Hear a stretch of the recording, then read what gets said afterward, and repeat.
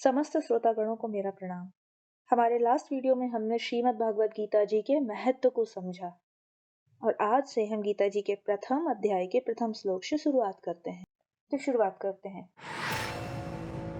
पांडवों ने 12 वर्ष का वनवास और 1 वर्ष का अज्ञातवास समाप्त होने पर जब प्रतिज्ञा के अनुसार अपना आधा राज्य मांगा तो दुर्योधन ने आधा राज्य तो क्या, तीखी सुई की नोक जितनी जमीन भी युद्ध के लिए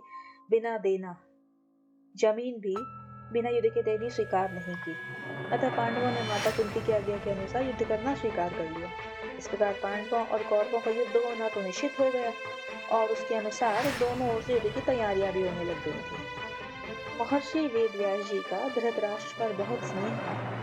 इस स्नेह के कारण उन्होंने धृतराष्ट्र के पास आकर कहा कि युद्ध होना और उसमें क्षत्रियों का महासंहार होना तो निश्चित है, इसे कोई टाल नहीं सकता।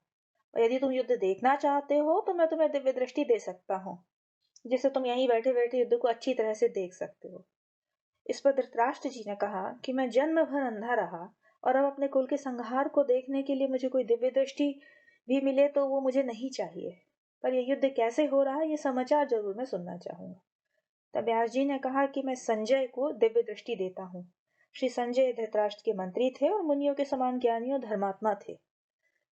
संजय जी को दिव्य दृष्टि प्राप्त हुई।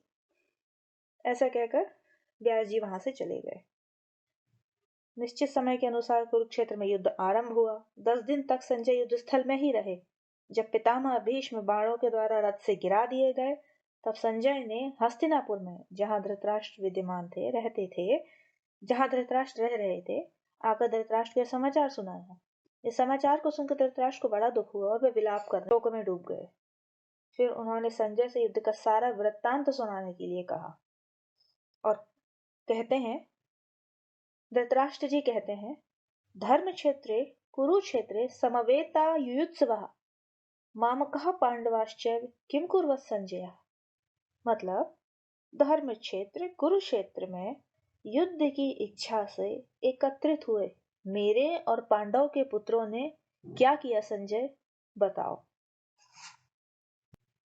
कुरुक्षेत्र में देवताओं ने यज्ञ किया था। राजा कुरु ने यहाँ तपस्या की थी। यज्ञादि धर्ममय कार्य होने से और राजा कुरु की तपस्या भूमि होने की वजह से धर्म भूमि कुरुक्षेत्र कहा गया। राजाओं द्वारा बार बार संधि का प्रस्ताव रखने पर भी दुर्योधन ने संधि करना स्वीकार नहीं किया। इतना ही नहीं, भगवान श्री कृष्ण के कहने पर भी दुर्योधन ने स्पष्ट कह दिया कि बिना युद्ध के तीखी सुई की नोक जितनी जमीन भी पांडवों को नहीं दूंगा। तब मजबूर होकर पांडवों ने भी युद्ध करना स्वीकार कर लिया। दोनों सेनाओं में युद्ध की इच्छा रहने पर भी दुर्योधन में युद्ध की इच्छा विशेष रूप से थी। उनका मुख्य उद्देश्य राज्य प्राप्ति का था, चाहे वह धर्म से मिले अधर्म से मिले, साम दाम दंड भेद कैसे भी राज्य बस मुझे मिलना चाहिए। यह इच्छा दुर्योधन के अंदर विशेष रूप से थी, प्रबल थी। इसीलिए दुर्योधन ही युद्ध की इच्छा वाला था। उसके विपरीत पांडवों में धर्म की मुख्यता थी। उनका ऐसा भाव था कि हम चाहे जैसा जीवन निर्वाह कर लेंगे पर धर्म में बाधा नहीं आने देंगे, धर्म के विरुद्ध नहीं चलेंगे। इस बात की वजह से महाराज युधिष्ठिर युद्ध नहीं करना चाहते थे, पर जिन माता कुंती की आज्ञा से युधिष्ठिर ने चारों भाइयों सहित द्रौपदी से विवाह किया था, उन्हीं माँ की आज्ञा के कारण महाराज युधिष्ठिर की युद्ध में प्रवृत्ति हुई। माता कुंती सहिष्णु महिला थी।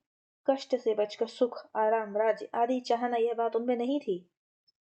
वह एक ऐसी विलक्षण माता थी जिन्होंने भगवान से विपत्ति का ही वरदान मांगा था।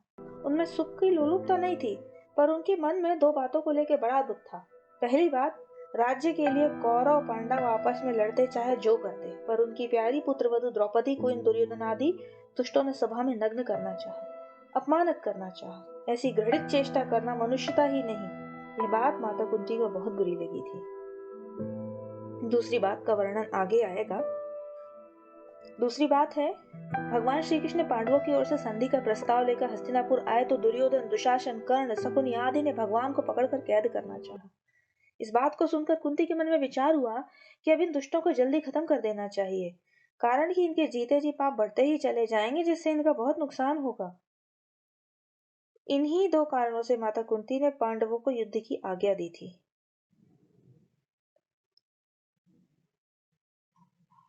अतः धर्म के पालन की दृष्टि से पांडव युद्ध की इच्छा वाले श्लोक में कहे जाते हैं। युयुत्सु मतलब युद्ध की इच्छा के लिए तत्पर, जो युद्ध की इच्छा को लेकर आए हैं।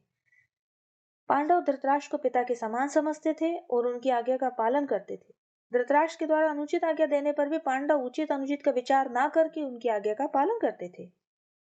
परंतु श्लोक को यदि गौर से सुने, माम कहा और पांडवा यानी मेरे, और पांडव मतलब पांडव के पुत्र, तो धृतराष्ट्र के मन में द्वैत भाव था। अपने पुत्र और पांडव के पुत्रों में समान भाव नहीं था। अपने पुत्रों के प्रति विशेष मोह था, को वो अपना नहीं मानते थे। इसी कारण माम कहा और पांडवा दो पदों का प्रयोग इस श्लोक में किया गया है। जो भाव भीतर होते हैं वही प्राय पाड़ी से बाहर निकलते हैं। इसी द्वैधी भाव के कारण ही धृतराष्ट्र को अपने कुल के संहार का दुख भोगना पड़ा। यदि ये द्वैधी भाव नहीं होता तो धर्म हेतु, धर्म का पालन करने हेतु क्या वे अपने पुत्रों को समझा नहीं सकते थे, विवश नहीं कर सकते? मेरे पुत्र और पांडु के पुत्र, इस मतभेद से ही राग द्वेष पैदा हुए, जिससे लड़ाई हुई, हलचल हुई। धृतराष्ट्र के भीतर पैदा हुए राग द्वेष का फल यह हुआ कि 100 के 100 कौरव मारे गए और पांडव एक भी नहीं मारा गया।